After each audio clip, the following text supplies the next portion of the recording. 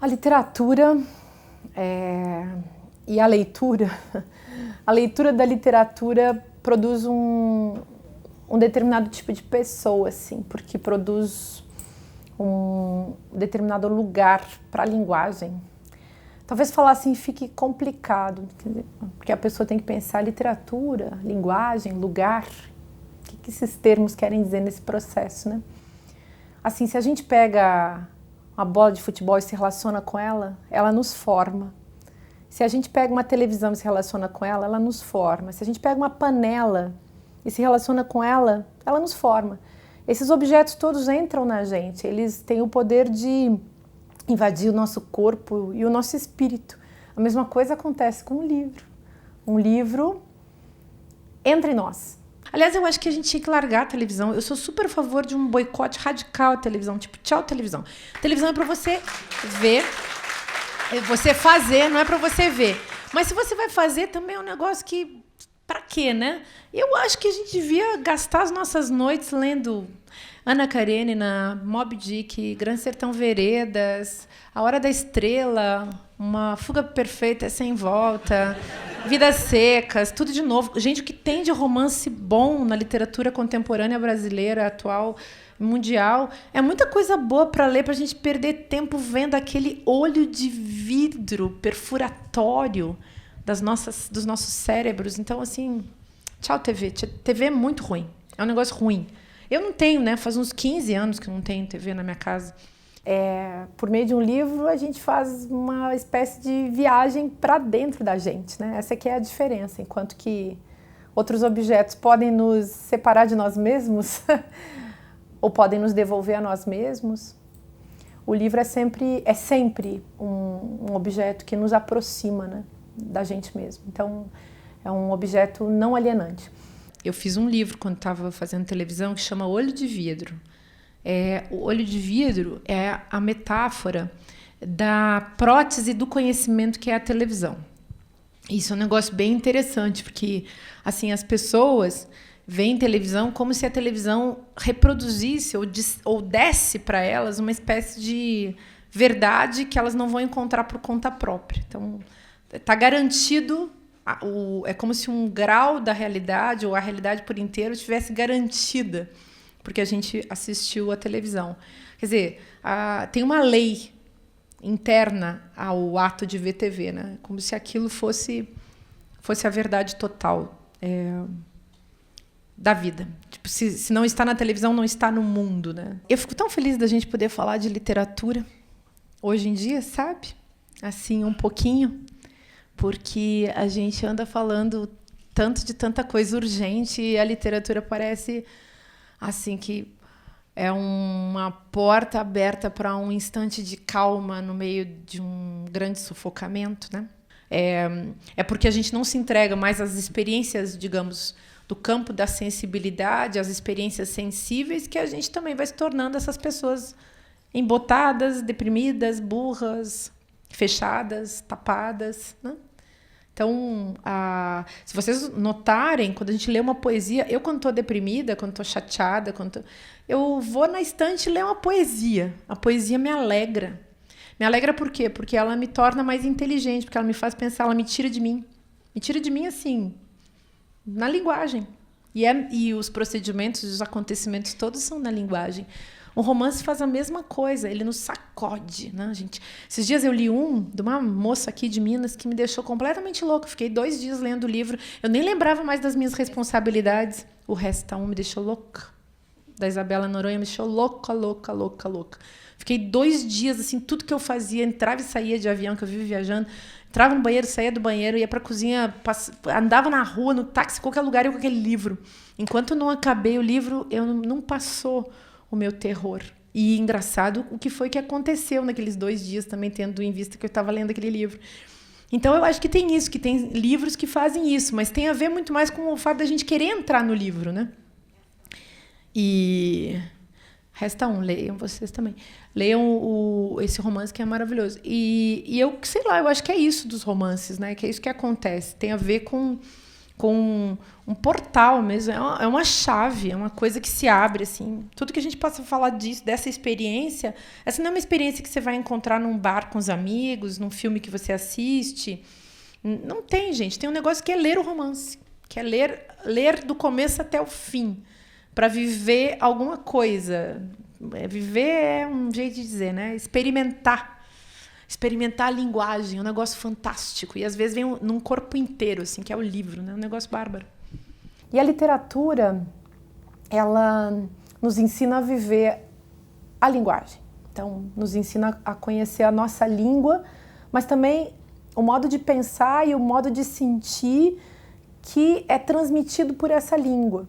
Então, o livro de literatura é diferente, sim, de um livro de filosofia, é diferente de um livro de autoajuda, diferente de um livro de jornalismo. Cada um desses livros vai fazer alguma coisa com a gente.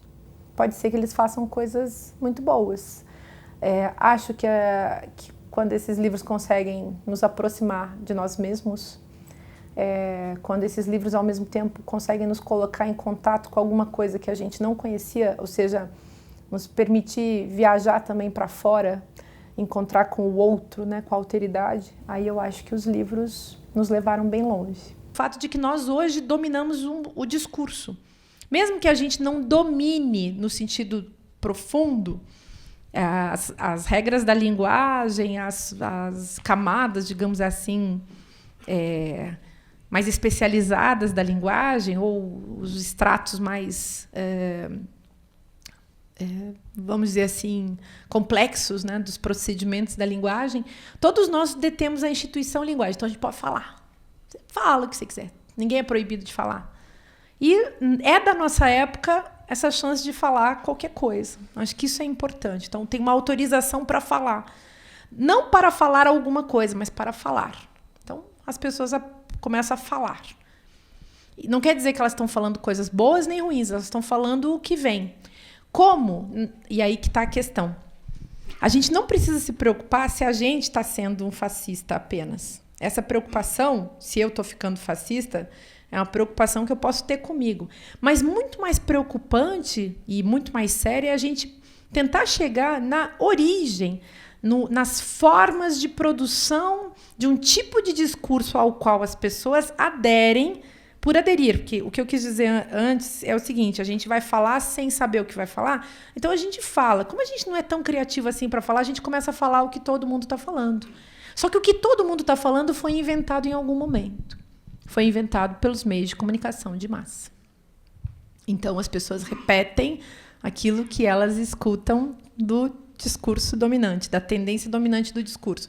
Vem da televisão, vem do jornal, vem assim, de quem quiser regulamentar as palavras que serão ditas, de quem puder fazer isso dentro de um determinado contexto. O triste desse momento fascista das nossas vidas é que as pessoas estão virando o boneco de um grande ventríloco, sabe? As pessoas não estão falando o que elas pensam. Se virar o jogo e os donos dos meios de produção da informação, da linguagem, do conhecimento, se esses sujeitos resolverem sair do ódio fascista e pregarem o amor, vai ficar todo mundo se amando loucamente, porque é assim que a gente funciona. Você não pensou se aquilo tinha sentido, se estava valendo, se era bacana, se valia para você. Quando você vê, você é negro e está racista, você é pobre e está capitalista e neoliberal, você é mulher e está machista, e você não viu que você está sendo o otário do círculo cínico, que você está aderindo a uma forma de pensar que vai contra você, que foi construída para você continuar idiota, cego, burro, pateta, mas você está repetindo, assim. É de uma tristeza, gente. E o povo, então, que deixa... Esse povo que não vota, né? Que faz voto nulo, voto branco, e que deixa na mão dos outros achando que está mais limpo só porque não está votando. Né? Então, sei lá, também é um direito da pessoa, né? Tipo, não quero saber desse negócio todo. Vai. Mas você tem que saber que vai sobrar para você, que o preço será pago por todos, exceto por aqueles que pegaram o poder para usá-lo apenas a seu favor, a favor das suas próprias causas. A linguagem pega porque ela funciona como se ela fosse um bem, um capital. Então, nas redes sociais fica fácil de ver isso. As pessoas vão para as redes sociais e repetem os discursos. A direita e a esquerda, mas muito mais a direita, infelizmente, porque é mais fácil você pensar a direita, é muito mais fácil. É muito mais fácil que você pensa assim, eu sou pobre e ralado, quer dizer, você não pensa. Você esconde de você que você é pobre e ralado, enfim, que você só se ferra nessa vida pensando assim que eu sou neoliberal. Aí você vai lá e fala todas as baboseiras, repete as baboseiras de todos esses produtores, esse jornalista de extrema direita, ogro, falando umas asneiras históricas, você repete que nem ele porque você acha que você está parecido com ele. Você consegue, por meio desse mecanismo, acobertar a sua própria condição. Tem uma identificação com aquele que é totalmente diferente de você, que te protege. Olha que coisa doida. E, claro, tem também um mecanismo aí de subalternização e de humilhação, né? É muito triste que as pessoas tenham um entendimento de política tão pobre, que elas tenham um entendimento delas também, delas mesmas e da sociedade onde elas vivem tão empobrecidos, sabe? Agora tem uma coisa, quem é que escreve o romance, né? E quem é que escreve o livro de filosofia também? A filosofia não precisa ser escrita. Essa é uma grande diferença. Não precisa ter a forma de um livro. A filosofia pode ser uma conversa. Pode ser uma conversa que nunca será escrita. A literatura precisa do livro, ou precisa de um suporte onde a coisa fique escrita. A literatura é uma escritura, sempre. Então você escreve no muro, escreve no livro, escreve na parede do quarto, escreve num bilhetinho, sei lá. Você pode fazer literatura de muitos modos. Pode ter a literatura que vem à edição e que vem ao público, pode ser uma literatura que você guardou na gaveta, pode ser isso. Você pode pensar literariamente. A filosofia tem uma outra dinâmica, ela precisa do diálogo. Então, quando você escreve um livro de filosofia, o livro de filosofia tem que ser dialógico, ele tem que conversar com alguém que está lá fora. Pode conversar, claro, de muitos jeitos. Você pode escrever filosofia para causar um estranhamento tal que, sei lá, que nem Deleuze, que fica muito complexo. O outro entra numa viagem muito louca. Pode ser um livro mais simples, em que você quer ser mais didático e tal. Mas do livro de filosofia busca por um diálogo, provocar pensamento. Eu digo que... Eu fiz até um livro que chama Filosofia em Comum, anos atrás, que esse livrinho era para mostrar para as pessoas que, para o leitor de filosofia, que o livro de filosofia faz ele escrever um livro não escrito. Porque está em jogo um dialogar, né? Uma abertura. Isso. E a literatura é diferente, sim. A literatura tem... A gente vai fazer filosofia, dificilmente a gente vai ser perverso. Na literatura, a perversão está liberada. Os compromissos éticos e morais da literatura são diferentes. Porque a filosofia vai questionar tudo isso. Na literatura, não. Na literatura, eu posso colocar o meu personagem a ser um fascista. E, claro, a pessoa... Por quê? Porque ela está num processo de demonstração. Aquilo que eu quero escrever está mostrado. Não, aquilo que eu quero dizer do meu personagem precisa ficar à mostra, precisa ficar evidente. Mesmo que haja mil sutilezas e tal, tem algo que é ali da ordem da descrição do acontecimento. E, claro, digamos, a densidade da reflexão num livro de filosofia tem que ser mais intensa do que num livro de literatura. Se eu faço um livro de literatura, se eu quero escrever um romance, não tem descrição, não tem personagem, não tem acontecimento, não tem narrativa, se é só reflexão, ele já virou um livro de filosofia. Então, tem gradações dos elementos que entram na composição do processo todo, né? Da linguagem, enfim, essa que a gente vai chamar de literatura ou de filosofia. No museu, eu me escondia no guarda-roupa, ajudado por Alexander, cujo posto passei a ocupar logo depois dos acontecimentos estranhos que perturbaram o ano de 1977.